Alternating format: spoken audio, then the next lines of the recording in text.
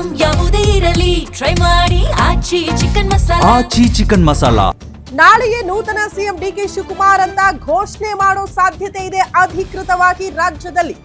ನಾಳೆ ಶಾಸಕಾಂಗ ಸಭೆಯಲ್ಲಿ ಘೋಷಣೆ ಬಳಿಕ ಡಿಕೆ ಶಿವಕುಮಾರ್ ಅವರ ಪಟ್ಟಾಭಿಷೇಕಕ್ಕೆ ಸಿದ್ಧತೆಗಳಾಗುತ್ತೆ.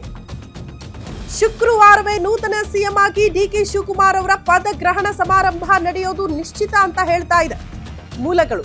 ವಿಧಾನಸೌಧದ ಮೆಟ್ಟಿಲುಗಳ ಮೇಲೆ ನಾಡಿದ್ದು ಅದ್ಧೂರಿ ಕಾರ್ಯಕ್ರಮವನ್ನ ಕೂಡ ಹಮ್ಮಿಕೊಳ್ಳಲಾಗುತ್ತೆ ಅಂತ.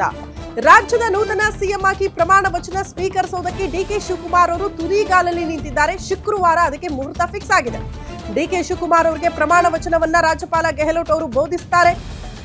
ಅದ್ಧೂರಿ ಆಗಿರುತ್ತೆ. ಇಷ್ಟು ವರ್ಷಗಳ ಪರಿಶ್ರಮ, ಇಷ್ಟು ವರ್ಷಗಳ ತ್ಯಾಗ, ಇಷ್ಟು ವರ್ಷಗಳಿಂದ ಕಾದು ಕುಳಿತಿದ್ರಲ್ಲ, ಒಂದ್ ರೀತಿ ವನವಾಸ ಆಗಿ ಹೋಗಿತ್ತು ಡಿಕೆ ಶಿವಕುಮಾರ್ ಅವ್ರಿಗೆ. ಆ ದಿನ ನನಸಾಗುವಂಥದ್ದು ಅಂತ ಅಂದಾಗ ಹೆಂಗಿರುತ್ತೆ ಸಮಾರಂಭ, ಜಸ್ಟ್ ಇಮ್ಯಾಜಿನ್ ಮಾಡ್ಕೊಳ್ಳಿ. ಅದ್ಧೂರಿ ಆಗಿರುತ್ತೆ. ಅದ್ಧೂರಿ ಸಮಾರಂಭಕ್ಕೆ ಸಿದ್ಧತೆಗಳಾಗ್ತಾ ಇದೆ. ಮೋಸ್ಟ್ಲಿ ಶುಕ್ರವಾರ ಒಳ್ಳೆ ದಿನ, ಅವತ್ತೇ ಪ್ರಮಾಣ ವಚನ ಸ್ವೀಕಾರ ಸಮಾರಂಭ ಕೂಡ ನಡೆಯುತ್ತೆ ಅಂತ ಹೇಳಲಾಗ್ತಾ ಇದೆ. ನಾಳೆ ಗುರುವಾರ ಅಧಿಕೃತವಾಗಿ ಸಿದ್ದರಾಮಯ್ಯನವರು ಎಕ್ಸಿಟ್ ಆಗ್ತಾರೆ ಸಿಎಂ ಸ್ಥಾನದಿಂದ. ಅಲ್ಲಿ ಶಾಸಕಾಂಗ ಪಕ್ಷದ ಹೊಸ ನಾಯಕ ಯಾರು ಅನ್ನೋದನ್ನ ಅಧಿಕೃತವಾಗಿ ಘೋಷಣೆ ಮಾಡ್ತಾರೆ. ಅವರು ಬೇರೆ ಯಾರು ಅಲ್ಲ, ಕನಕಪುರದ ಬಂಡೆ, ಕಾಂಗ್ರೆಸ್ನ ಟ್ರಬಲ್ ಶೂಟರ್ ಡಿಕೆ ಶಿವಕುಮಾರ್ ಅನ್ನೋದನ್ನ ಅನೌನ್ಸ್ ಮಾಡೋದಕ್ಕೆ ಪಕ್ಷ ತೀರ್ಮಾನ ಮಾಡಿದೆ.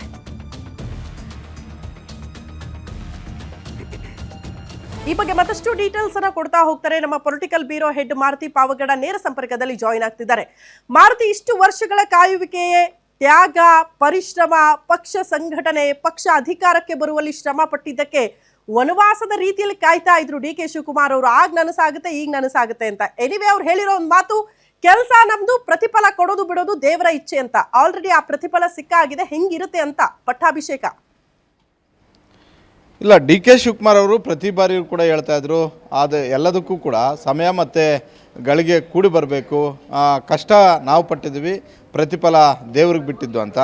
ಆ ಸಮಯ ಈಗ ಬಂದಿದೆ. ನಿನ್ನೆ ಅಧಿಕೃತವಾಗಿ ಕಾಂಗ್ರೆಸ್ ಹೈಕಮಾಂಡ್ನಿಂದ ಡಿ ಕೆ ಶಿವಕುಮಾರ್ ಅವ್ರಿಗೆ ಗ್ರೀನ್ ಸಿಗ್ನಲ್ ಸಿಕ್ಕಿದೆ. ಬಹುತೇಕ ನಾಳೆ ಶಾಸಕಾಂಗ ಪಕ್ಷ ಸಭೆ ಆಗ್ತಿರೋದ್ರಿಂದ ನಾಡಿದ್ದು ಮುಖ್ಯಮಂತ್ರಿಯಾಗಿ ವಿಧಾನಸೌಧ ಮೆಟ್ಲು ಮುಂದೆ ಪದಗ್ರಹಣ ಕಾರ್ಯಕ್ರಮವನ್ನು ಕೂಡ ಮಾಡೋದಕ್ಕೆ ಎಲ್ಲ ಸಿದ್ಧತೆಗಳನ್ನು ಕೂಡ ಮಾಡ್ಕೊಳ್ತಾ ಇದ್ದಾರೆ ಅನ್ನುವಂಥ ಒಂದು ಮಾಹಿತಿ ಸಿಕ್ಕಿರುವಂಥದ್ದು. ನೀವು ಹೇಳಿದಂತೆ ಡಿ ಕೆ ಶಿವಕುಮಾರ್ ಅವರು ಭಾಳಷ್ಟು ವರ್ಷಗಳಿಂದ ಈ ಸ್ಥಾನಕ್ಕೆ ಕಾಯ್ತಾ ಇದ್ದಿದ್ದು ನಿಜ. ಅದರಲ್ಲೂ 2022 ಬಳಿಕ ಆದಂಥ 2019 ಬಳಿಕ ರಾಜ್ಯದಲ್ಲಿ BJP ಸರ್ಕಾರ ಬಂದ ಬಳಿಕ ಕೇಂದ್ರದಲ್ಲೂ ಕೂಡ BJP ಸರ್ಕಾರ ಇದ್ದಂತಹ ಸಂದರ್ಭದಲ್ಲಿ ರಾಜಸ್ಥಾನದ ರಾಜ್ಯಸಭಾ ವಿಚಾರಕ್ಕೆ ಸಂಬಂಧಪಟ್ಟಂತೆ ಡಿ ಕೆ ಶಿವಕುಮಾರ್ ಅವರು ಹೈಕಮಾಂಡ್ ಕೊಟ್ಟಂತಹ ಟಾಸ್ಕನ್ನು ನಿರ್ವಹಿಸಿದ ಬಳಿಕ ಆದಂತಹ ರಾಜಕೀಯ ಬೆಳವಣಿಗೆಗಳು, ಅದರಲ್ಲೂ ಡಿ ಕೆ ಶಿವಕುಮಾರ್ ಅವರ ಬಗ್ಗೆ ನೇರವಾಗಿ CBI ಮತ್ತು ED ಪ್ರಕರಣಗಳು ದಾಖಲಾದವು. ಅದಾದ ಬಳಿಕ ಜೈಲಿಗೂ ಕೂಡ ಹೋದರು.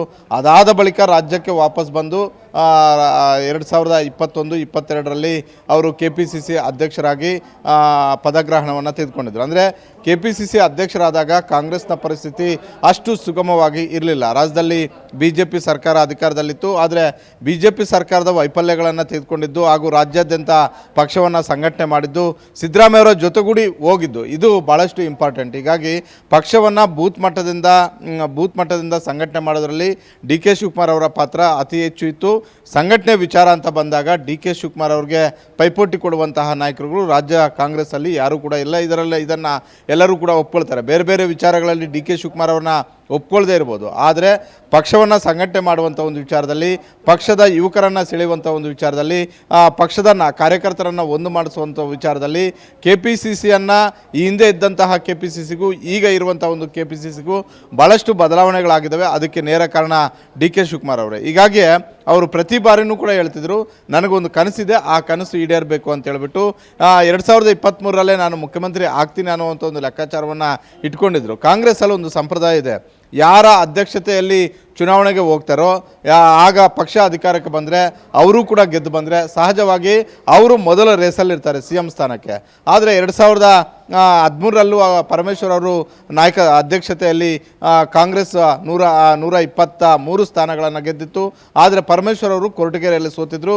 ಹೀಗಾಗಿ ಪರಮೇಶ್ವರ್ ಅವರು ಗಟ್ಟಿಯಾಗಿ ಕೇಳುವಂಥ ಒಂದು ಧೈರ್ಯ ಇರಲಿಲ್ಲ ಅವತ್ತು, ನಾನು ಮುಖ್ಯಮಂತ್ರಿ ಆಗಬೇಕು ಅಂತ. ಜೊತೆಗೆ ಪರಮೇಶ್ವರ್ ಅವ್ರ ಜೊತೆಗೆ ಹೆಚ್ಚು ಶಾಸಕರ ಬಲ ಇರಲಿಲ್ಲ.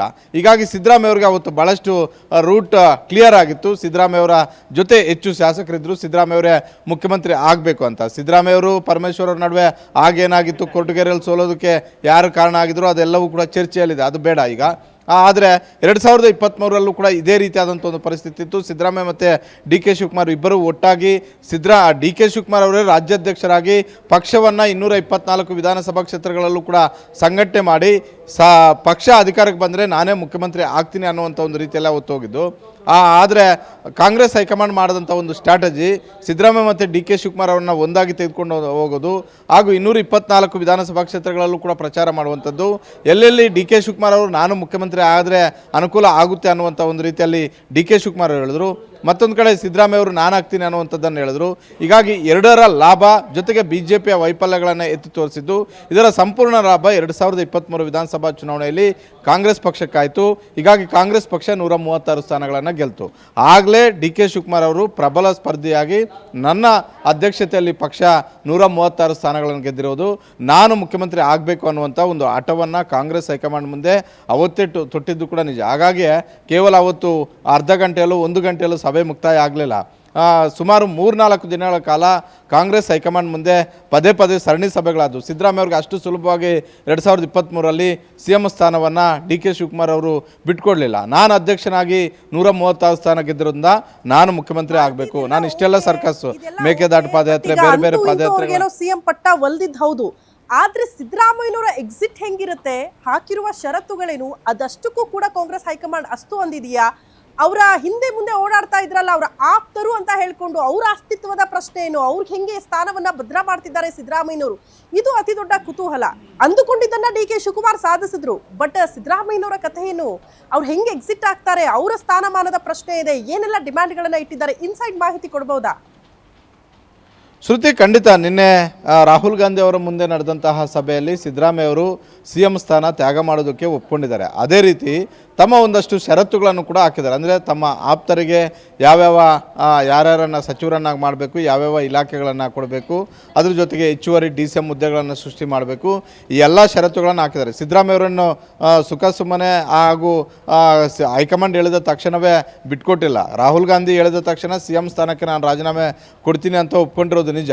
ಆದರೆ ರಾಜ್ಯದಲ್ಲಿ ಡಿ ಕೆ ಶಿವಕುಮಾರ್ ಅಷ್ಟೇ ಅಲ್ಲ, ಬೇರೆ ನಾಯಕರಿಗೂ ಕೂಡ ಅಧಿಕಾರ ಇರಬೇಕು ಅನ್ನುವಂಥ ಒಂದು ರೀತಿಯಲ್ಲಿ ಡಿ ಕೆ ಶಿವಕುಮಾರ್ ಅವರನ್ನು ಕಂಟ್ರೋಲ್ ಮಾಡೋದಕ್ಕೆ KPCCಯಲ್ಲಿ ಯಾವ ರೀತಿಯಾಗಿ ತಮ್ಮ ಆಪ್ತರಿರಬೇಕು, ಸರ್ಕಾರದ ಮಟ್ಟದಲ್ಲಿ ಪ್ರಭಾವಿ ಇಲಾಖೆಗಳಲ್ಲಿ ಯಾವ ರೀತಿಯಾಗಿ ತಮ್ಮ ಆಪ್ತರಿರಬೇಕು, ಹೆಚ್ಚುವರಿ DCM ಹುದ್ದೆಗಳನ್ನು ಸೃಷ್ಟಿ ಮಾಡಿದ್ರೆ ಏನೆಲ್ಲ ಆಗುತ್ತೆ, ಎಲ್ಲ ಲೆಕ್ಕಾಚಾರಗಳನ್ನ ಹಾಕ್ಕೊಂಡೇ ಒಂದಷ್ಟು ಷರತ್ತುಗಳನ್ನು ಕಾಂಗ್ರೆಸ್ ಹೈಕಮಾಂಡ್ ಮುಂದೆ ಸಿದ್ದರಾಮಯ್ಯ ಅವರು ಹೇಳಿರೋದು. ಆದರೆ ಸಿದ್ದರಾಮಯ್ಯ ಅಲ್ಲಿ ಡಿ ಕೆ ಶಿವಕುಮಾರ್ ಅವ್ರನ್ನ ಕಟ್ಟಾಕೋದಕ್ಕೆ ಇಷ್ಟೆಲ್ಲ ಪ್ಲಾನ್ ಮಾಡ್ತೀನಿ ಅಂತೇನು ಹೇಳಿಲ್ಲ. ಆದರೆ ಈ ಎಲ್ಲ ಫಾರ್ಮುಲಾಗಳು ವರ್ಕೌಟ್ ಆದರೆ 2028ರ ವಿಧಾನಸಭಾ ಚುನಾವಣೆಗೆ ಕಾಂಗ್ರೆಸ್ಗೆ ಮತ್ತೊಂದು ಅವಕಾಶ ಸಿಗುತ್ತೆ. ನಾವು ಯಾವ ಸಮುದಾಯವನ್ನು ಕೂಡ ಬಿಟ್ಕೊಡ್ಲಿಲ್ಲ ಅಂತ ನೋಡಿ. ಒಂದು ವೇಳೆ ಈಗ ಸಿದ್ದರಾಮಯ್ಯ ಅವರು ಹೇಳಿದ್ದೆ ಷರತ್ತುಗಳು ಕಾಂಗ್ರೆಸ್ ಒಪ್ಕೊಂಡಿದ್ದೆ ಆದರೆ 4 DCM ಹುದ್ದೆಗಳನ್ನು ಸೃಷ್ಟಿ ಮಾಡಬೇಕಾಗುತ್ತೆ. 4 DCM ಹುದ್ದೆಗಳಲ್ಲಿ ಪ್ರಮುಖವಾಗಿ ಈಗ ಒಕ್ಕಲಿಗ ಸಮುದಾಯದ ನಾಯಕರು ಮುಖ್ಯಮಂತ್ರಿ ಆಗ್ತಾ ಇದ್ದಾರೆ. ಲಿಂಗಾಯತ ಸಮುದಾಯವು ಕೂಡ ಇಡೀ ರಾಜ್ಯಾದ್ಯಂತ ಇರುವಂತಹ ಸಮುದಾಯ, 224 ವಿಧಾನಸಭಾ ಕ್ಷೇತ್ರಗಳಲ್ಲೂ ಕೂಡ ಪ್ರಭಾವ ಇದೆ.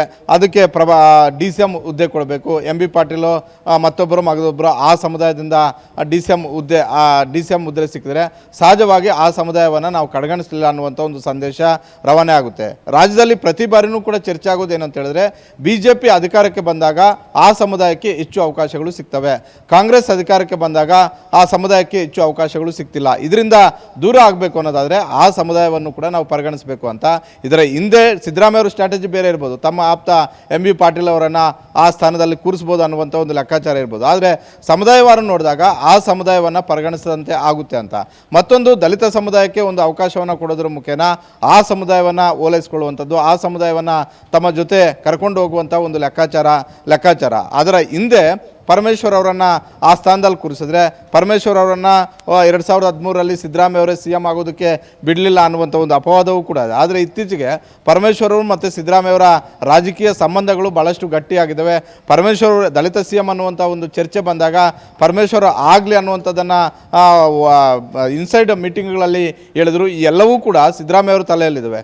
ಇನ್ನು ಅಲ್ಪಸಂಖ್ಯಾತರ ಕೋಟಾದಲ್ಲಿ ಜಮೀರ್ ಅಹ್ಮದ್ ಖಾನ್ UT ಖಾದರ್ ಆದರೆ ಸಿದ್ದರಾಮಯ್ಯ ಅವ್ರಿಗೆ ನಷ್ಟ ಏನು ಆಗೋದಿಲ್ಲ. ಅದೇ ರೀತಿ ಕುರುಬ ಸಮುದಾಯ ಇಲ್ಲ ST ಸಮುದಾಯಕ್ಕೆ ಈಗ KPCC ಅಧ್ಯಕ್ಷ ಸ್ಥಾನ ಸಿಗ್ತಿರೋದ್ರಿಂದ ಕುರುಬ ಸಮುದಾಯಕ್ಕೆ ಅವಕಾಶ ಸಿಗ್ಬೋದು. ಅದರಲ್ಲಿ ಯತೀಂದ್ರ ಆಗ್ಬೋದು, ಬೇರೆ ಯಾರಾಗ್ಬೋದು ಗೊತ್ತಿಲ್ಲ. ಯಾಕಂತ ಹೇಳಿದ್ರೆ ನಿನ್ನೆ ನಡೆದಂತಹ ರಾಹುಲ್ ಗಾಂಧಿಯವರ ಸಭೆಯಲ್ಲಿ ಪುತ್ರನ ರಾಜಕೀಯದ ಬಗ್ಗೆ ಮಾತನಾಡಿದಾಗ ಸಿದ್ದರಾಮಯ್ಯ ಹೇಳಿದ್ದಾರೆ, ಅವರನ್ನು ಸಚಿವರನ್ನಾಗಿ ಮಾಡೋದು ಬಿಡೋದು ನಿಮಗೆ ಬಿಟ್ಟಿದ್ದು, ಬೇರೆ ಏನು ನಾನು ಅವ್ರ ಬಗ್ಗೆ ಹೆಚ್ಚೇನು ಮಾತಾಡೋದಿಲ್ಲ ಅಂತ. ಅವರು ಹೆಚ್ಚಾಗಿ ಮಾತಾಡೋದು Parameshwar, Mahadevappa, MB Patil, KJ George, Zameer Ahmed Khan, ತಮ್ಮ ಆಪ್ತರು ಯಾರೆಲ್ಲ ಇದ್ದರು ತಮ್ಮ ಸುತ್ತಲೂ ಇದ್ದಂತಹ ಸಚಿವರುಗಳ ಬಗ್ಗೆ ಹೆಚ್ಚಾಗಿ ಮಾತಾಡಿದ್ದಾರೆ. ಇವರನ್ನು ಗಟ್ಟಿ ಸ್ಥಾನದಲ್ಲಿ ಕೂರಿಸಬೇಕು ಅನ್ನುವಂತಹ ಒಂದು ಲೆಕ್ಕಾಚಾರ.